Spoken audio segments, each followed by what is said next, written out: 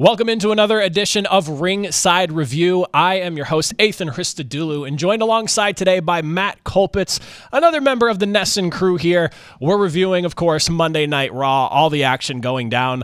I've got to say first, Matt, welcome. Thank you for joining me. Pleasure to have you.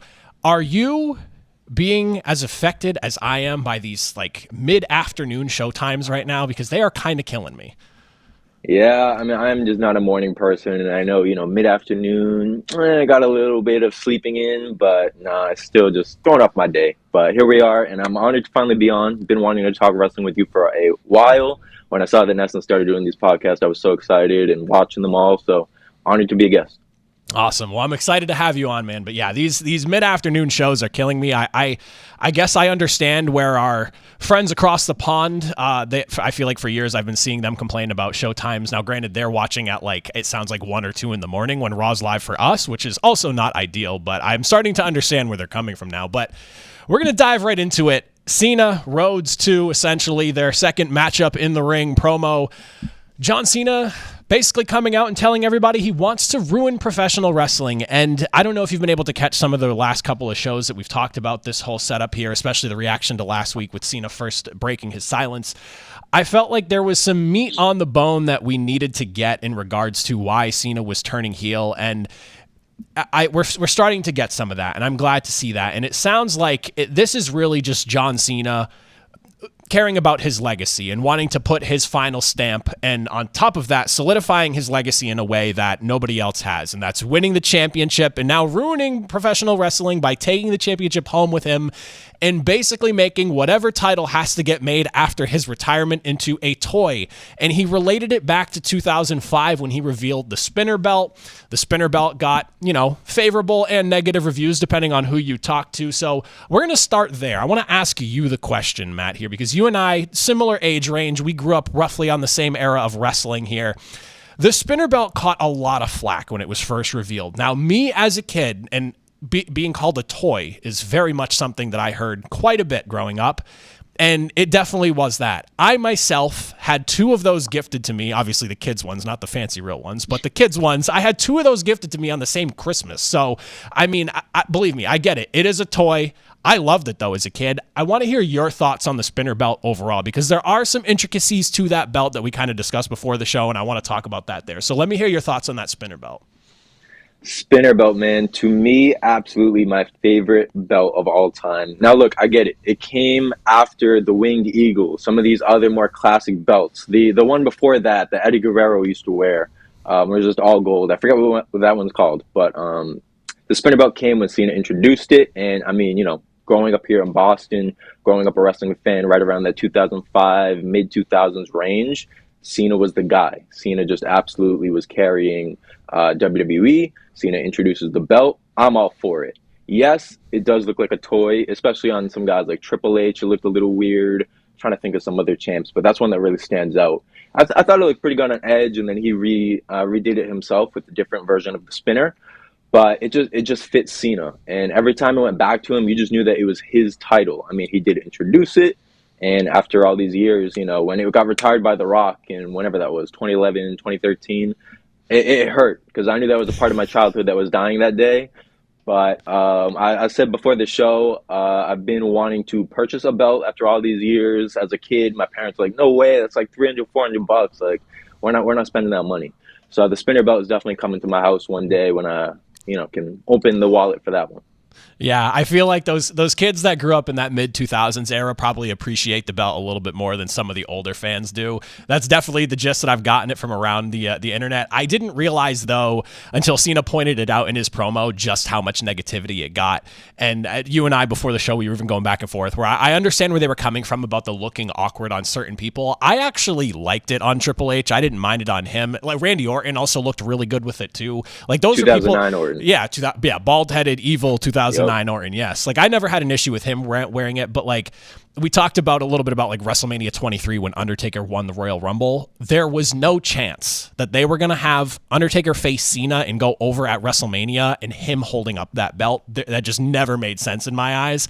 And even in the lead up into that, it was Batista. It was always going to be that World Heavyweight Championship, and I don't think you could have put that on Undertaker, so I get that aspect of it.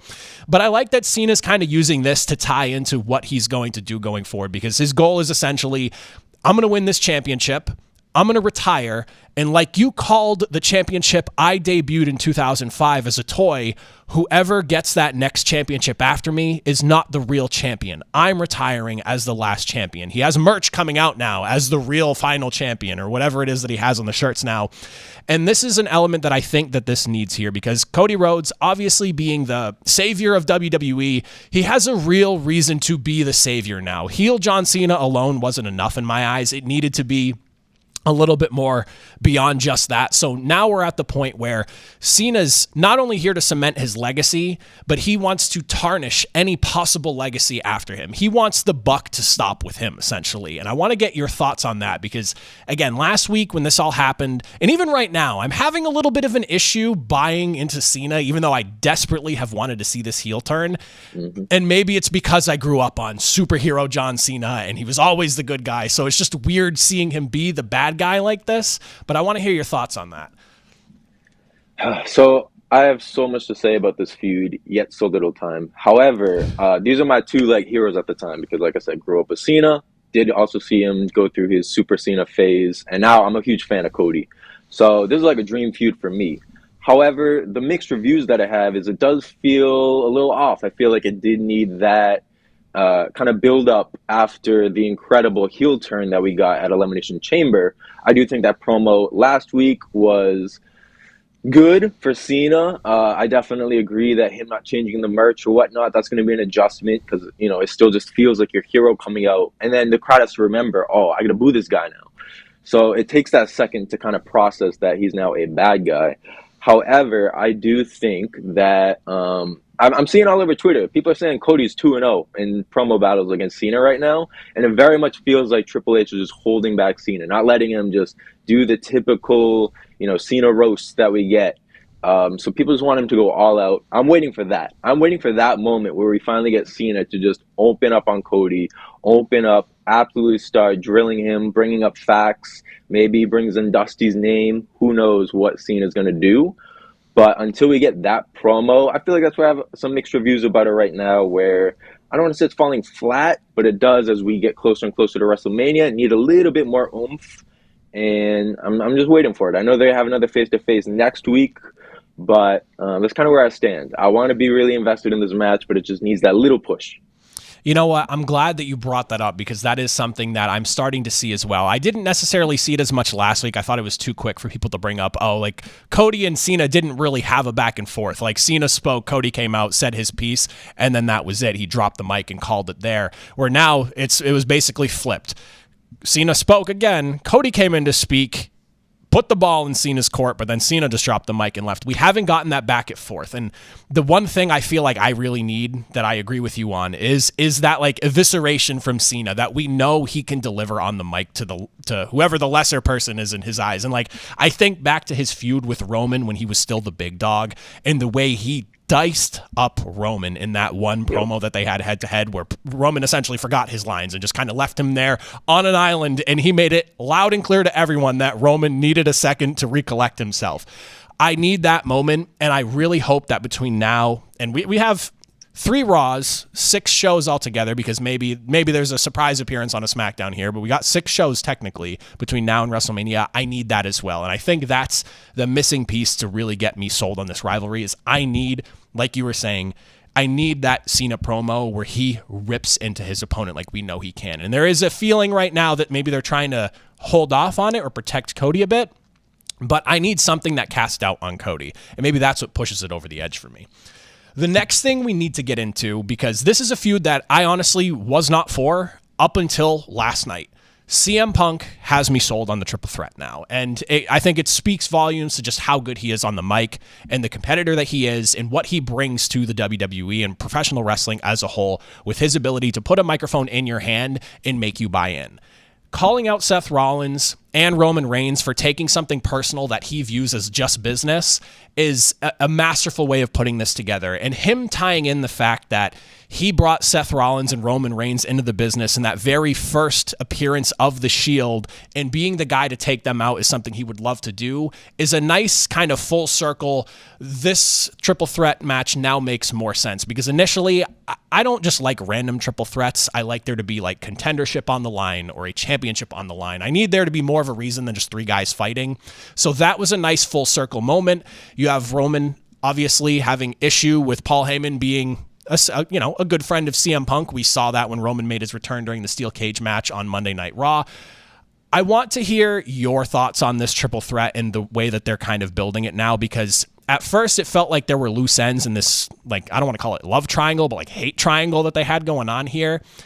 Is this something you want to see? Are you bought in on this triple threat now? Because again, I was not, and CM Punk has me sold now. We have a full triangle of hate, and I'm ready to see it happen. Yeah, 100%, man. I agree. I do think it was one of those matches where you always want CM Punk to get his main event. You're like, what's Roman going to do? You know, he lost to Cody last year. What is he going to do this year? And then Seth has just kind of been floating around. I know I've had chats with other people in the office, too, that are big Seth Rollins fans, and they're like, what are they doing with him? Like, where is his direction after losing the World Heavyweight Championship?